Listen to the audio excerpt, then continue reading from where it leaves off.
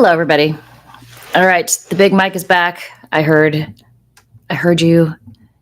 The mic wasn't loud enough last night.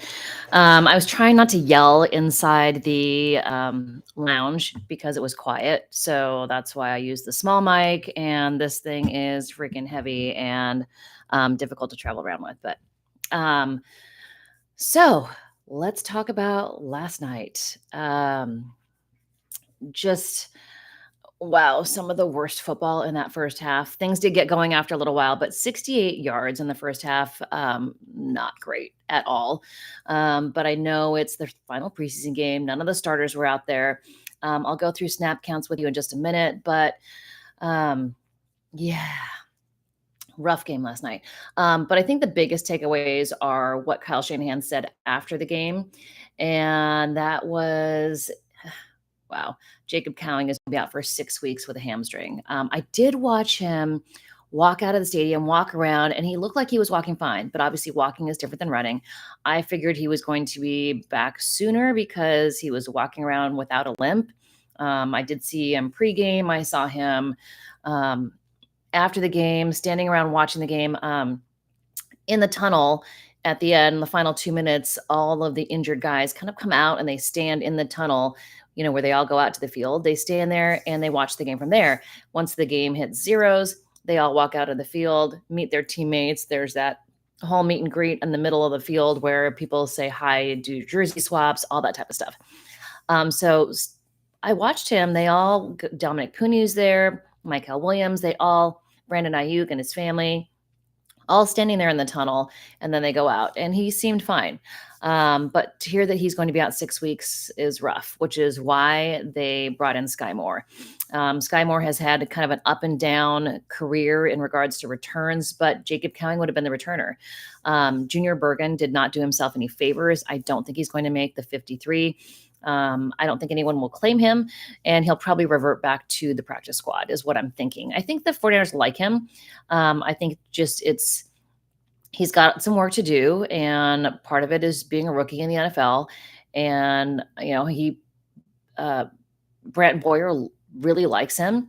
So I think it's just, making his way to the NFL. And I think it's challenging. It's a big step, and these are the big lights. And sometimes it just takes a little while for guys to kind of get acclimated to the NFL life. So Junior Bergen, I think, will end up on the practice squad. Oh, someone else is doing a live at the same time. Oh, too bad. Yeah, I do think Junior Bergen does end up on the practice squad, and I think he'll eventually be an NFL player. I just, watching him muff punts, not good. I think it's a challenge, and it's nerves, and it's tough. So I don't think Junior Bergen makes 53. I thought Jacob Cowing would be the returner, watching Junior Bergen through practice and through the preseason. But with Jacob Cowing out, I think it's Sky Moore's job. And Sky Moore hasn't had the perfect, I guess, return history. He's had some issues as well. I mean, the Kansas City Chiefs took him off return duties because he had so many issues. But he did an okay job last night, so we'll see what happens. Sky Moore said after the game last night, it was nice to get a fresh start. He said everybody's been welcoming. He said, fresh start, new city, new team. I feel like I get to learn again, put the fun back in the game. Not that I lost it, but another adventure, I would say. The guys, what I've seen so far, they have accepted me. All the veteran guys, all the coaches helped me make that transition as smooth as possible. And he thought it wasn't the smoothest, but he said it wasn't bad, though. He said everything around the league is kind of the same thing. He said it was similar to what he had to do in the Chiefs, but, just getting to know the vernacular, all the terms, everything. It's basically the same thing that they're going to have him do, but he's going to adapt pretty quickly. He's got a lot of experience, so I think that's going to be good for him. Other injuries, Juwan Jennings, Kyle Shanahan expects him to be back. I don't know. This whole Juwan Jennings thing is interesting. I don't know whether it's him demanding $25 million a year, which is what I've heard from some people, or whether it really is the calf and he should be back for week 1. So Kyle Shanahan got a little prickly when he was asked about whether or not Juwan Jennings was going to be back. Someone asked, did you expect his calf to be this severe when he re-aggravated it earlier in the camp? And he said, I'm not a doctor. So like I said, calves take time. You never know with calves, which is true. They can pop up. So what else did he say here?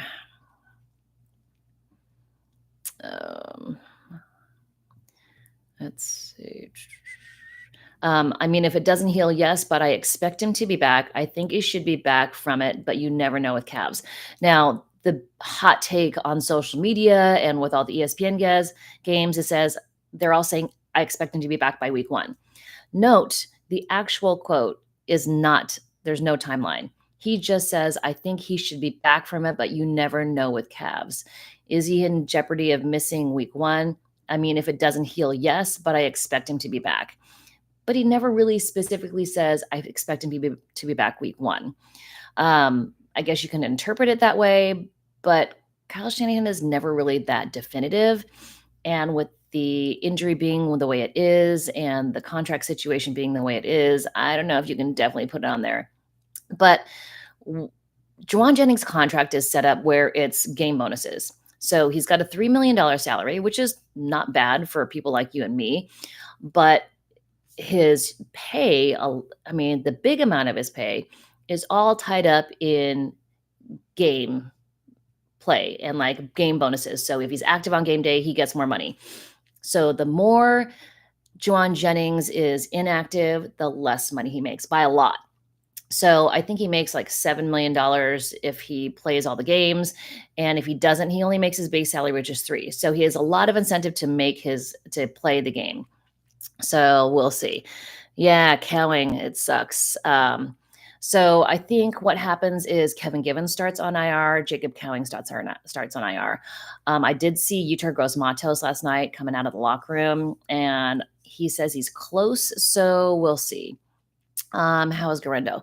Garendo, he's been wearing that shoulder sling, but they brought in Brian Robinson, and Kyle Shanahan said last night, hey, that's who we have for our number 2 back. So I guess he just leapfrogged Isaac Garendo. You saw Garendo last night. He played, nothing amazing. He was out there for 22 snaps. And, not an amazing performance, but not bad.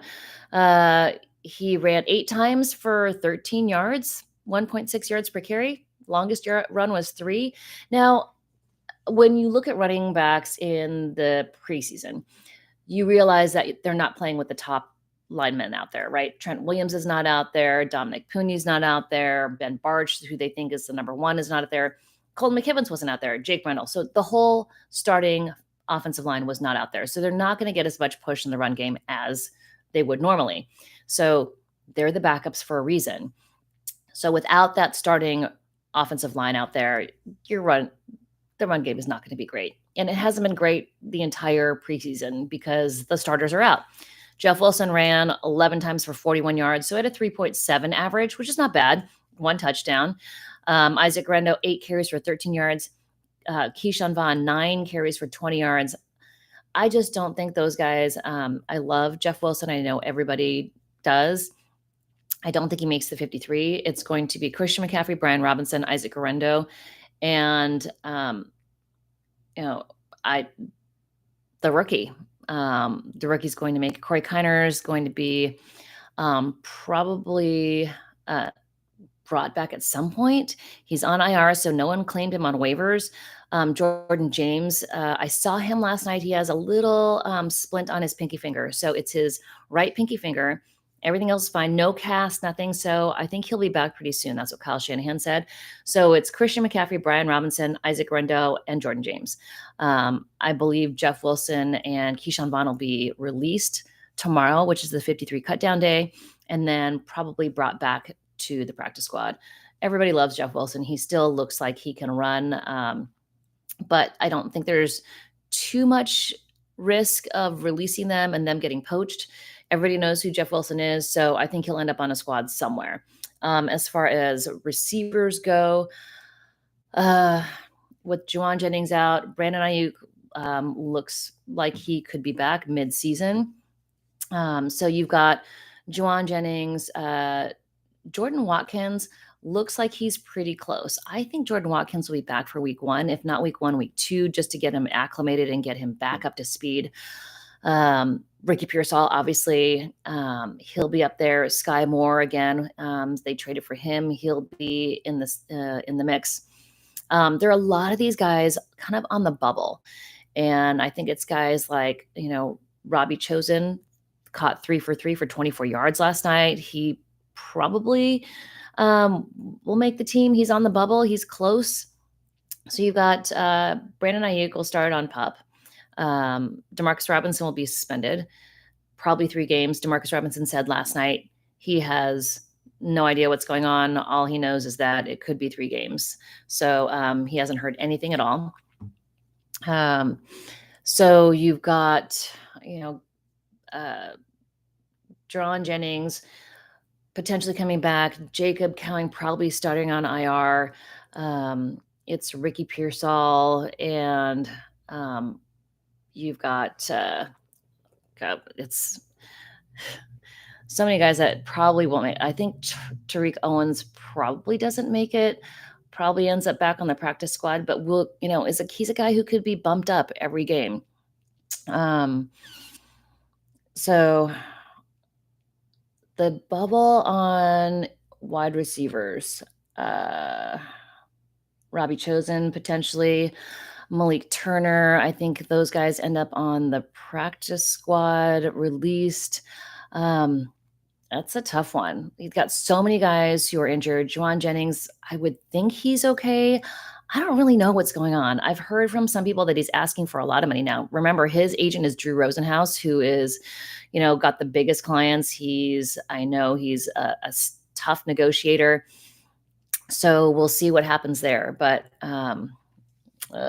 yeah, I think Tariq would be great. I do think now that they brought in Brian Robinson, though, there's less pressure to bring in a wide receiver, like signing a big guy. Brian Robinson is kind of like Christian McCaffrey, where he is also a great receiver. So he's able to take a little pressure off of Christian McCaffrey. He also runs downhill. He runs straight ahead. He's a guy that they could throw in on short yardage situations. So he takes a little pressure off Christian McCaffrey. So for Christian McCaffrey, they need to make sure he doesn't, they don't run him into the ground. So Brian Robinson does do that. Also, you've got George Kittle as a receiver. So George Kittle can be a receiver as well. I don't know. Yeah, I think Robbie Chosen did well, but again, he's on the bubble. When you look at all the wide receivers that they have, it's just tough. It's tough for guys to make the team when you've got all the injured guys. When you've got to, I'm kind of at a loss when it comes to these last final wide receiver positions. Obviously, the usual suspects are going to be there, but I'm not sure who they have, who they keep. I was thinking that they were going to keep Junior Bergen because he does special teams, but he just didn't have a good game. I think he gets released and back to the practice squad. So yeah, they do have a soft schedule, which I think will help. But again, when you look at all the injuries, who they're going to have to be able to keep on the 53 and then put on IR to return, it's a tough one. So Isaac Grendo was wearing a shoulder sling the entire game. I've seen him without it when he's walking, or he's wearing it without his pads on. So he's constantly wearing that. It's a shoulder injury that happened during special teams practice about a week ago. So obviously the 49ers are thinking that Brian Robinson, Kyle Shanahan was very, very upfront about Brian Robinson is their 2-back, which I think he's not normally that upfront with it. Brian Robinson, I think, is going to really be able to help the offense because, and everyone I talked to yesterday, from coaches to personnel to people involved with the team, they are all thrilled to have Brian Robinson on the roster because of what he can do. He I know there's this talk that he was on the outs in Washington, but sometimes if guys get a little bristly when backups are brought in and they're not the number one anymore. So he has been the number one running back for the Commanders for the last 3 years. 700 plus yards, no less than 733, no more than 800, right in that 750 range, which is kind of what, if they could get that from him, I think that makes him a successful get. He's also a receiver. He runs in for touchdowns. Funny, I asked Frank Gore, what he thinks of the running back, and he loves Christian McCaffrey, but everybody else they're okay. Frank Gore is one of the best. So, he has the vision. So, not everybody has that vision, but I think Brian Robinson will be a guy that can take pressure off of Christian McCaffrey and be out there to do those goal line runs. I mean, he runs with power. He's a bigger guy also. He's 220. He's one of those guys who I think you see that is bigger in person than you think he will be. So, yeah, I think he's going to be number 2. Robinson in the backfield, CMC on the slot. I mean, it could be. What I do think is also, this is what they did this offseason. They also brought in Luke Farrell. So Luke Farrell can block. George Kittle can be on the other side. Now, they used to switch. So whenever defense would switch, whenever George Kittle was on the field, they would load up that side. Luke Farrell is just as good of a blocker as George Kittle is. He might not be as dynamic as a receiver, but now if you go 2 tight end sets, you've got Luke Farrell on one side, George Kittle on the other side. We've seen a lot of 2 tight end sets throughout this preseason. So if you see both of them on the field, they won't know which way to go. So the run could go towards George Kittle's side, and then actually, the blocking could go to George Kittle's side, but then they could run through Luke Farrell's side. Also, if they load up Luke Farrell's side, George Kittle can not only block, but he can catch passes. So I think Luke Farrell is the biggest difference maker from the offseason. He's going to change how the 49ers can roll on offense. He's really like Charlie Warner, is what I've heard from a lot of people. Charlie Warner is kind of like an unsung hero who was really, really good at blocking and kind of allowed George Kittle to do more things. So the more you can allow George Kittle to do more things, if you're playing fantasy football, I would draft George Kittle because Luke Farrell will take a little pressure off George Kittle, just like Brian Robinson is going to take some pressure off of Christian McCaffrey. So I think they're going to rely less on, obviously, Ricky Pearsall is going to be a great wide receiver. I think you can see the chemistry with him and Brock Purdy that they've built through the offseason. But with the 2 running backs and the 2 tight ends that they have, it can change what they can do. So I think it keeps defenses guessing a lot more. Where is their D-line in development? The problem with the D-line is that these young guys are injured and they're not getting reps. Alfred Collins is, behind because he missed the entire offseason program. Michael Williams looks like he's walking a lot better. Not limping. 2 weeks ago, he was limping around Levi Stadium after the hyperextension of his knee. CJ West also looks like he's walking normally. So those 2 guys could be ready for week 1, but they're really going to have to be able to practice before week 1 to be able to be out there and be effective. So you have not been impressed with Tongas and Willis. Willis has been good in practice. He's more of I think they've tried to use him more as a receiver this year. I think Tongas has had his chances as well. They're both about the same. I think they keep 3 tight ends, maybe 4. They usually keep 4. Maybe they just keep 3 because I don't know that Tongas or Willis will be poached as they get released.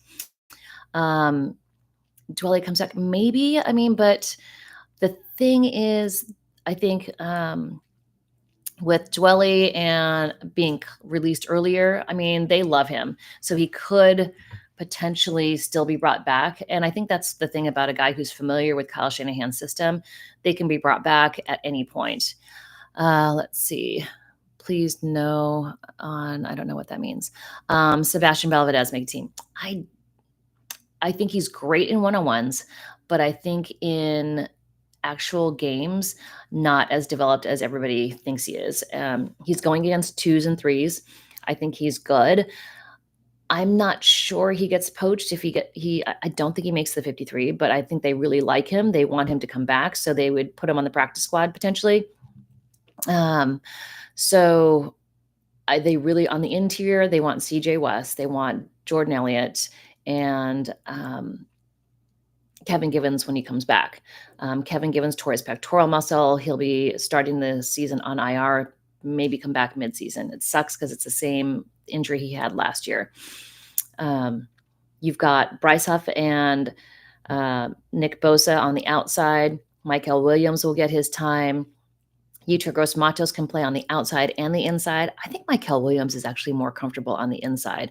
So CJ West, Michael Williams, Jordan Elliott on the inside. Sam Okuano can go in and out. So I think that the defensive line is developing. I think they'll get there. I think it's going to be tough at the beginning, but just the body size of Alfred Collins, Michael Williams, I think maybe they can be more run stuffers in the middle, but I think they're going to take more time to get developed. Is Tig on the outs? He hasn't had a great preseason. He had a really challenging second year, but there's a chance that I think he's competing for that starting role. Maybe he is, or maybe he isn't in there. Marquise Siegel has looked really good, so Marquise Siegel is a guy that they like. I think he is in competition with Jair Brown for that starting safety position until Malik Mustafa comes back. Malik Mustafa, guys come out of the tunnel and they, kind of jog to the bench area because it's kind of, they go diagonally across the field to the home bench. And, the team jogs out, they're ready for second half. Malik Mustafa sprinted from the tunnel. I've got to go through my videos because I think I did try to video it. He ran from the tunnel all the way over to the sidelines. And, players that aren't playing are kind of walking. They're chatting, they're walking, like Nick Bosa, George Kittle. They're all walking. Some of them jog, but generally there's not a whole lot of sense of urgency in a preseason game at halftime for them to come out of the locker room and run to the bench. They just don't do that. Malik Mustafa sprinted. I don't know whether he was, showing that he could do that or what, but did run pretty fast over to not full speed. But I think Malik Mustafa is going to reclaim that starting role along with Jason Pinnock as the guy who's the starter. Marquise Siegel is a guy who I think, has a ton of potential. He's played really well. But Jair Brown is fighting for that role. I mean, he's not going to get cut. He's going to make the 53, of course, but he is definitely competing for that role. Nick Martin looks for real. Yeah, I mean, when I've talked to guys, so I Navarro Bowman on the sideline. He's a coach for the Chargers, so I asked Navarro Bowman about the 49ers linebackers. What is he seeing on tape? And he said watched some, but he hasn't watched a ton. But he really did like Nick Martin coming out of college. So Nick Martin is a guy that Bowman watched film on coming out of college. They were looking at him. He thinks he's undersized, but he's really fast and a good hitter, good in coverage. So Navarro Bowman gave Nick Martin the thumbs up, thinks that he's, a guy that could definitely make it in the league, but it's going to take some time. So he watched that first game and just, bad angles, and he thinks he was thinking too much. And once Nick Martin gets comfortable and is using his instincts to go after plays, he's going to be fine. It's just, I think at the beginning he was, overthinking everything. And I think he'll get better with time. He needs to learn. And, he's a sponge. Nick Martin, I think, he's undersized height-wise, but he's built, like he's strong, like he is not afraid to go out and hit somebody. He's not afraid of contact at all, even though he is a little bit shorter. I mean, but he is built solidly. Greenlaw was just Greenlaw was like a missile, right? Kind of like Malik Mustafa. Sometimes when they're starting, their angles aren't great. And then, because I think part of it is in college, the angles they take, because everybody they're going against is slower. Now they stepped up. They have to change how they their angles because guys are moving faster. They're better at their game. Running backs, tight ends are faster. They run different routes. So for a starting linebacker in the league, their angles are wrong. And then they have to adjust to NFL angles and NFL tight ends and NFL running backs and how they run. It's different. It's faster. Um, I asked Navarro Bowman about D Winters. He's like, yeah, I like him. He just needs to change his number. So, um, Bowman, hilarious. He's obviously enjoying coaching for Jim Harbaugh, says he loves it. His kids are adjusting to LA life, but really loves it. He says, he's helping guys get better and he likes seeing the progress of guys from, when they start in the league, like Nick Martin, and how they get better. So let's see. Been intrigued to see Nick Martin's improvement from the first game. Yeah, I mean, that's a promising thing, right? About Nick Martin is that you saw how horrible the first game was. I mean, horrible is, he's still really good, but really tough game where it looked like he did not know where things were. He was, kind of lost out there. But the thing about Nick Martin is when he spoke after the game, he was like, no, I know I have to get better. I know what I have to do. And he watched a ton of film. I think it's almost better after they get into the league that they can watch their film it's different than watching film of somebody else or watching film from college. They can watch their own film. And I think, same with Brock Purdy being able to watch. So he didn't have film of himself to watch after that. He took over for that half a season. That off season really helped him to be able to watch what he was doing and know where he made mistakes, where he did well, if he was seeing what he really did see. So having NFL game film on themselves, I think, helps the player a lot. Did I have a chance to talk to Jim Harbaugh? No, I did not. Matt was in the tunnel, greeted him, and said hello. But I do have some quotes from Jim Harbaugh and what he said after the game. I think people asked him how he liked being in the stadium again. He said, it was great, beautiful stadium, so many great memories, and it was a great night for football. I got to talk to Patrick and Frank Gore. So there was a little meeting of Patrick Willis, who is at the game, Frank Gore, who was at the game. Frank Gore looks great, by the way. He's lost about 20 pounds. He's about 220. He got a little bit heavier in his retirement, but he said he's doing circuit training, looks much better. He does. He looks like he could go out there and play. I think he'd like to.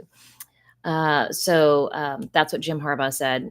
Just having those different conversations was really cool. He said, tremendous memories, great times, great people. It's been a lot of years, but it's been a lot of days.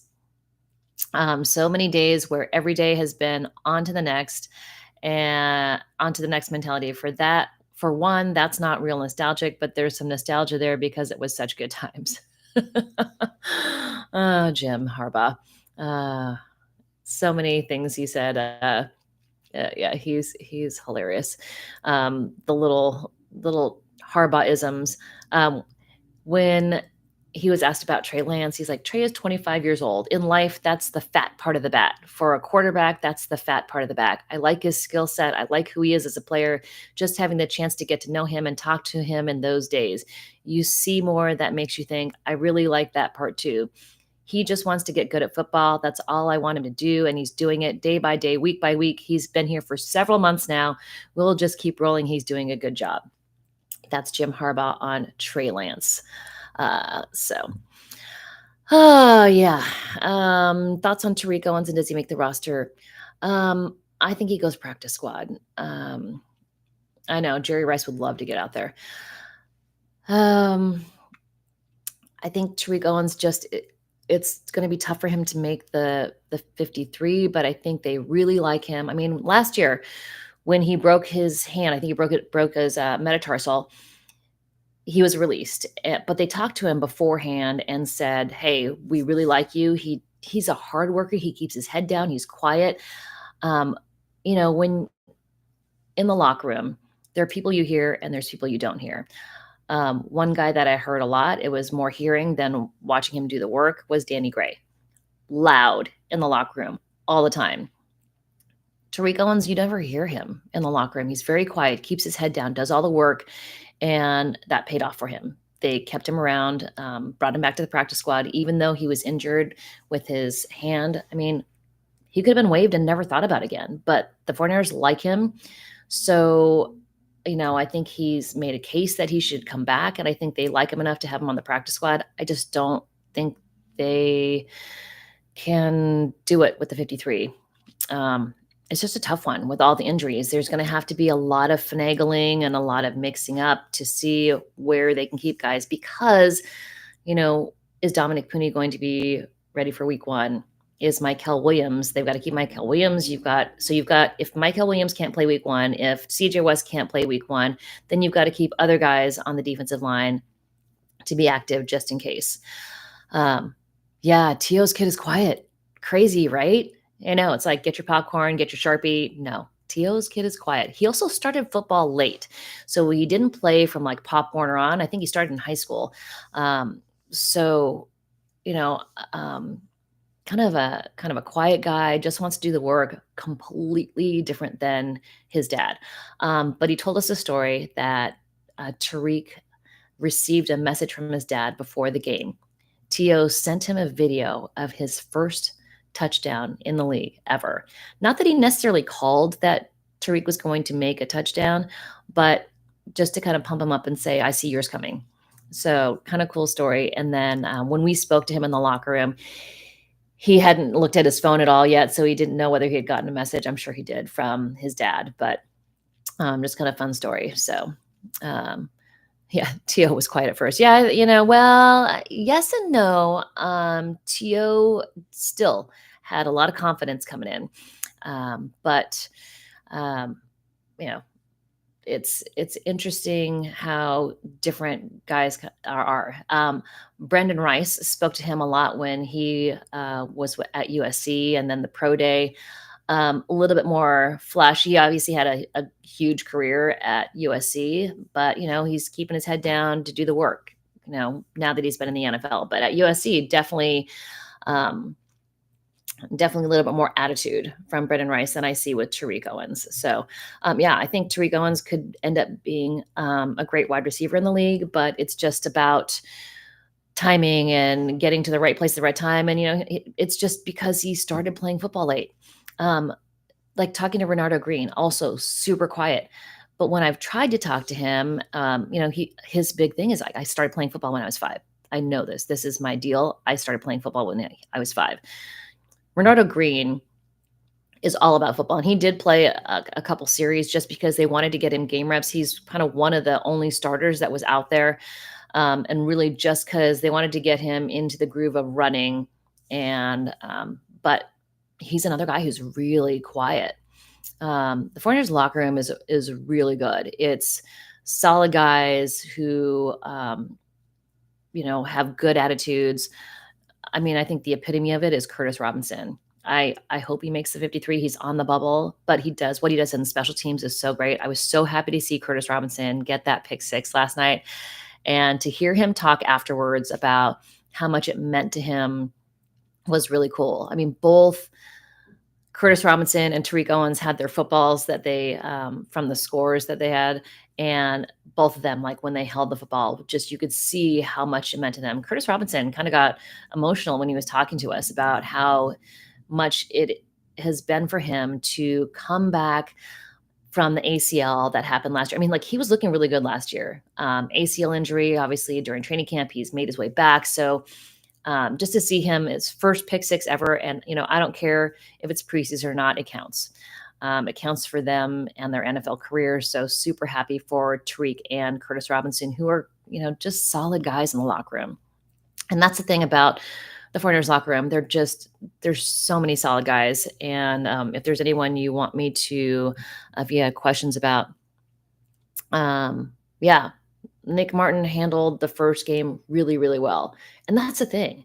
I think when the 49ers, when John Lynch and Kyle Shanahan first got to the building, they had some challenges, right? Reuben Foster, great guy, but had some issues. I really liked Reuben Foster, but, all the different things guys that he came around that, were around him didn't help him.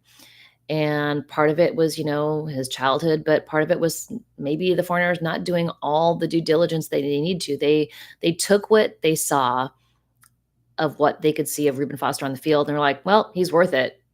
Now I think Kyle Shanahan, John Lynch have such a good roster that they're not taking guys that might even be close to having those types of issues. You have guys like George Kittle, Christian McCaffrey, who just do the work all the time. Fred Warner. They just, you can't not be a worker in this locker room. You won't make it. You won't make it at all. Who's the player that broke? It wasn't foot, it was forearm. Jacob Robinson, who has been doing really well, making plays all over the field, it is broke his forearm. So IR, I know they like him. He's done some good stuff. Okay. Yeah, we haven't talked about Jake Moody yet.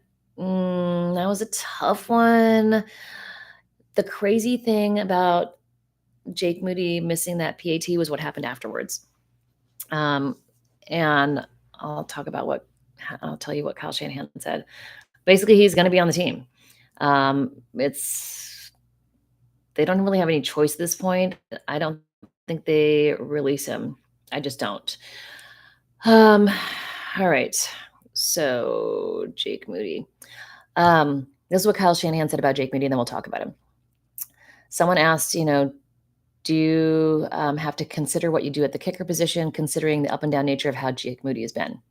And this is what Kyle Shanahan said. He's like, I don't know. I thought he had one of his best games I've ever seen a guy have last week. I know he missed that extra point today, which definitely doesn't make us happy, but we'll see how it goes in the year. That means he's staying on the roster. I know he's a talented kicker. I know he has done some really good things for us. He had a rough last 7 games last year, but I think he's had a really good offseason and a really good preseason also. So what he's saying is that he's going to give Jake Moody a chance, and then if he implodes in the first couple weeks of the season, maybe to go back to Greg Joseph. I don't know.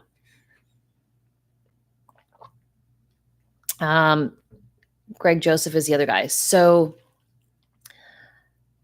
I think what they thought, Jake Moody's got a leg. It's just not the most accurate. The fact that he missed a PAT was crazy. So he missed the PAT. The stadium is not happy. Takes a little while before they score again. Jeff Wilson runs in, 5-yard touchdown. Everybody's cheering because it's Jeff Wilson. Jeff Wilson is amazing. Love Jeff Wilson. Jake Moody trots out. Normally it's quiet when a kicker goes out there because everybody knows they have to concentrate. There was a lot of cheering going on when Jake Moody was out there to kick that second point after. And then once he kicked it through successfully, everybody went nuts in the stadium. And that is not a good thing. PATs generally should be a given, especially for a guy who's been in the league for as long as Jake Moody has. But yeah. The other option is Greg Joseph, the guy who they had during training camp. And I think, having that competition was good for Jake Moody. He kicked so much better. The fact that Jake Moody missed 50% of his kicks, 2 of his 4 in practice on Thursday, is alarming. He made his first 2, missed his second 2. That is not good. Not good at all. Yes, all kickers go through it, but not good to go through it when your team's trying to get to the Super Bowl. So I think the 49ers wanted to give Jake Moody a clean slate as much as possible. Sometimes it's kind of like a pitcher. If they start getting the yips, they don't lose them until they get on another team. Yeah, they were booing. I know. I was trying to say cheering, but I was trying to be nice. But yeah, not great. On the offensive line, do you want to keep talking about Jake Moody? Yeah. Okay. One more quick thing about Jake Moody is during warmups, his kicks were so bad that they weren't even hitting the net. They were going so far out, they were going into the stands. And the funniest part was one went into the stands, a kid probably about 12 years old grabbed the ball and ran super fast up the stairs to take it with him as a souvenir. And then the crew at the bottom were like, dude, you got to bring it back, get it back. So it took some finagling, but they ended up getting the kid to come back and give the ball back. Um, I told the story last night, and someone was like, the NFL's so rich, they should just let the kid have the ball. Yes and no. There are certain balls that they don't care and they give away, but footballs get prepared in a certain way. So everybody, kickers, punters, quarterbacks, like their footballs prepared a certain way, and it's the surface that has to get treated, and it's like aged. The leather it's not how they get it from the company, the manufacturer. They've got to do a ton of stuff to get the footballs to be where they like the status, the texture that they like to be successful. And, for quarterbacks, it's their grip. For kickers, it's how it comes off their foot. So I know it's a tough one. I think the 49ers are trying. I kind of think it's almost a little bit of, we have to keep him because we spent a third round pick on him. We've got to make it work. And I think they're trying to force it to work. And they didn't do many favors last year when they put him out on the field when he was still coming back from that high ankle sprain. He was only out for 4 weeks. And it was a bad high ankle sprain, remember? So now Kyle Shanahan is saying, oh, it's at least a month for a high ankle sprain. For other guys, it's longer. So yeah, tough one. Anything else you guys want to talk about? I've been in here for 40 minutes. So yeah, the 26th was not good last week. Let's see, maybe the offense and defense being better. Yeah, I mean, that's the thing. Robbie Gould. This is another thing. This is another point. Robbie Gould didn't give an F, right? He would go out on the field and he had so much confidence and so much attitude. Not necessarily likable. Jake Moody does not have any of that. Like when out during pregame, if the cheerleaders came out, there's that famous like viral video of Robbie Gould. The cheerleaders are coming out and he's basically, F you, I have to do my job. I'm more important than you are. I don't care if the cheerleaders are coming out. I'm going to kick through them. Yesterday, Jake Moody was kicking, and then one of the Chargers groups went into the area he was kicking, and he stopped and waited for them to leave. Yes, that's a nice thing. It's polite, but there's no arrogance. There's not that killer mentality. Robbie Gould is basically, F you, I'm going to do my thing. And I just don't see that killer instinct from Jake Moody. I don't know whether he had it in college. I know that he kicked well, but I don't know that he ever faced as much adversity as he's facing now. So Brant Boyer looked like he was going to blow a gasket. So I don't know what they're going to do. I think they're going to keep Jake Moody, obviously, because they have to at this point. I think they're going to let him go and see how he does through the first couple weeks. But, if it doesn't go well, they can always bring Greg Joseph back. I mean, that's the guy who was in competition with Jake Moody and made him better. So, I mean, through training camp before Greg Joseph was released, they were about even. Like they both had as many misses as they had makes, and it was a nice competition. And really, I just think this decision on Jake Moody, it's not a great one, but I don't think it's a special teams coach. I think they have, I think all of it. I think Jake Moody could end up on another team and have an amazing 14, 15-year-long career in the NFL. But it doesn't look good right now with him being with the 49ers. I mean, they gave him a new long snapper, new holder, new special teams coach. They basically tried to give him a fresh slate. And I think that's what they're going to do for week 1 through week 5. Fresh slate, let him go, see how he does. And we'll see what happens. But from what we've seen so far in the preseason and at practice, he just doesn't look at me. And I like Jake Moody. He's a nice guy. just, I don't know if he's got what it takes inside. He's got the physical attributes. He's got the ability to kick the ball really far. He can make a 59 yarder. He can make a 65 yarder. Maybe not 65, but 60 ish. So he's got the opportunity. He can do it. He has the ability. It's just here. Does he have enough to turn it around? We don't know yet. So it's going to be, yeah. I mean, I just think about Robbie Gould. And yes, I know he was an established kicker by the time he got to the Niners, but the attitude is so completely different. The mindset is completely different. I overheard that one of my colleagues went up to Jake Moody. I went in the locker room and couldn't find him. We all were trying to find him. Someone else did. No, Justin Tucker. Someone went up to him and said, "Hey, can we talk to you for a second?" He's like, "No, I'd love to, but I can't. I've got to meet some people, or I've got to get out." So, yeah. So, I mean, he doesn't even have, like, Jake Moody was totally up for talking to the media when he had the great game in Las Vegas. But then after a missed PAT, and then right after he makes the PAT, kickoff out of bounds. There's a lot of stuff that's not going well for Jake Moody. And, I don't know if he needs to see a sports psychiatrist. I remember that Mike McGlinchey had to do that. Yeah, sports psychologist, like I was just saying. Mike McGlinchey did that, and it did help him kind of regain his confidence. He needs to have Ted Lasso, the memory of a goldfish, and he doesn't. There's stuff bothering Jake Moody, I think, emotionally, and he just might need a clean slate. I think he's a very capable kicker, nice guy, but I don't know if that's enough to make this team. Let's move on. All right, Chase Lucas or Upton Stout? It's going to be Upton Stout. The way he played, so quick. I think they really like Chase Lucas, and Chase Lucas has done a nice job. Remember, he's going against 2s and 3s. Upton Stout going against the 1s in practice has been really good. So I know again, it's a calf, which is very difficult to gauge and when it's going to come back.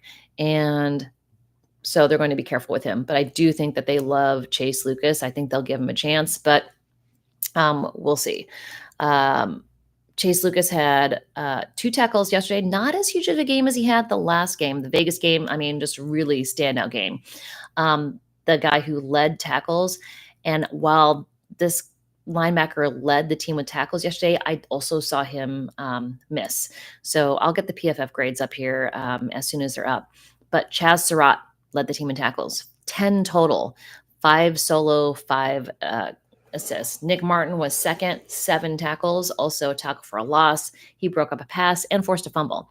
Nick Martin, definitely on the rise. Jalen Graham, 5 tackles, 2 solo, 3 assists. Jalen Mahoney had a great game in Las Vegas and had a great game this time, 4 tackles. Marquis Siegel, 4 tackles, 3 solo, 1 combination, or 1 assist. So I think Chase Lucas does have a chance. I think he's had a really, really good preseason. Let me see if those PFF grades are up. It takes them a while. I like their metrics because it shows missed tackles, which we don't always see all of them. So, they really go through all the games, which is great. And they give us pressures and let's see here.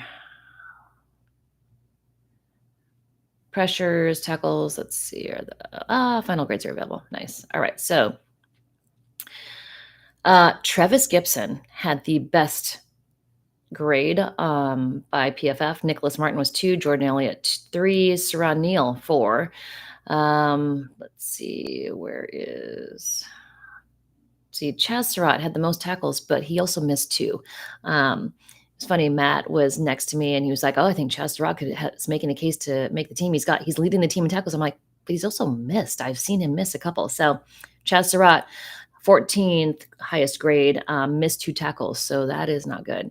Let's see. Chase Lucas didn't have as great of a game. He missed a tackle. So he got a lower grade in that he didn't allow a reception. All right, so we're looking at Marquis Siegel, really good tackling grade, didn't miss a tackle, had 3 tackles, but he did allow 3 receptions for 42 yards. Let's see here. Who are we talking about?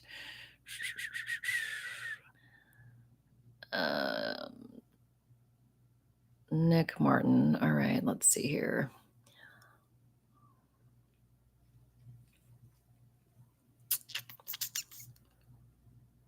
Where is he?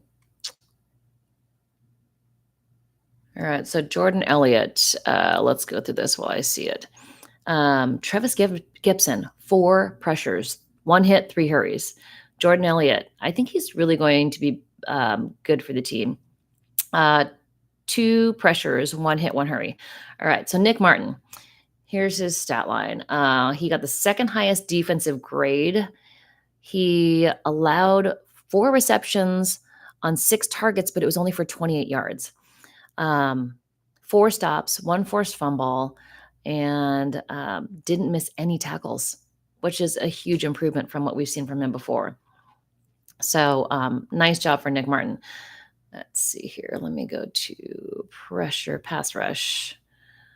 All right. Travis Gibson led, Jordan Elliott 2, Evan Anderson 2 pressures, 2 hurries. Derek Canteen had 1 hurry. Bruce Hector 2 hurries. Sebastian Valdez, I know you guys were asking me about him, 1 hit, 1 hurry. Chaz Surratt, 1 hit. Shaquille Brown, 1 hurry. Let's see here. You know who else had a really good game? Robert Beal, 5 hurries. So he got 5 pressures. So out of pressures, Robert Beal 5, Travis Gibson 4, Sebastian Valdez 2, 2 for Sebastian Valdez, Evan Anderson, Jalen Allen, Jordan Elliott, Bruce Hector, and then 1 for Shaquille Brown, Alfred Collins, Derek Canteen, Jonathan Garvin, William Bradley King, and Chaz Surratt. So the 49ers didn't do a bad job, 25 pressures. Let's see. Let's go run defense. Nick Martin had the highest grade on run defense. Chaz Surratt 2, Evan Anderson was 3, Darrell Luter, Travis Gibson, Marquis Siegel. So those are the run. Let's go to offensive line. We haven't done pass blocking. Let's see how the offensive line did. Pressures. All right, pass blocking. They allowed 13 pressures, not terrible. Austin Pleasance. Drake Nugent allowed 3. Connor Colby allowed 2. Drew Moss 2. Isaac Allergon 2. Jeff Wilson allowed 1. 1 for Spencer Burford, 1 Isaiah Prince, and 1 Nick Zakel. So comparatively, much better job by the 49ers offensive line than the Chargers offensive line in their blocking. So if there's anything else you want me to look up on PFF, let me know. From how Christian and Trent look now, I think they do make it through the entire season. They both look really healthy. They look fast. When they went through all the first team reps during the joint practice, they looked really good. Injuries are injuries. It's a violent sport. So will they make it through? I would hope so. You'd have more faith in me out there kicking blindfolded. Well, I am horrible at kicks, but thank you. Let's see. Luke Gifford. Let me see here. Defense. Luke Gifford, 9th highest grade. He had a really nice tackling grade because he didn't miss any tackles. Let's see what else. He was only out there for 15 plays, 9 in run defense, 6 in coverage, didn't allow any receptions. So not a whole lot there on Luke Gifford because he wasn't out there a ton, but good day. Let's see. Luke Gifford's been out there a lot, And when the first team has been out there, it's been Fred Warner, D. Winters, and Luke Gifford with them. So we'll see. I don't think Birkin stays as kick returner. Let's see. Mordecai threw some good passes. Yes. He also, the offense looked horrible in the first half. I was like, this is the longest half of football ever. Mordecai's pass to Tariq Owens was great. I do think Trent and Christian make it through. Let's see what else. Yeah, no, Siegel's good. Connor Colby is good. I think those two guys both make the team. Saran Neal has been playing well. Yep. Travis Gibson, like I said, led the team with pressures. So, yeah. All right, y'all. I've been on here for almost an hour. I hope y'all are well. Do you like these better than the regular standalone videos? Let me know. All right. I think that's it. That's a lot of stuff. Do you want me to do a 53 projection? We can do that coming up. There are definitely some good guys on the bubble, and we'll see how it goes. So I do think the 49ers make some cuts. They have a bonus practice tomorrow, which is Monday, and we'll see how it looks. But I think they're going to do some cuts before that. They want to be able to scoop up guys on the waiver wire if they can. So we'll see. All right, everybody, have a good Sunday. Enjoy the time off. The regular season is coming, and we'll see much better football. Whew, that was a rough one last night. All right. Talk to you later. Bye.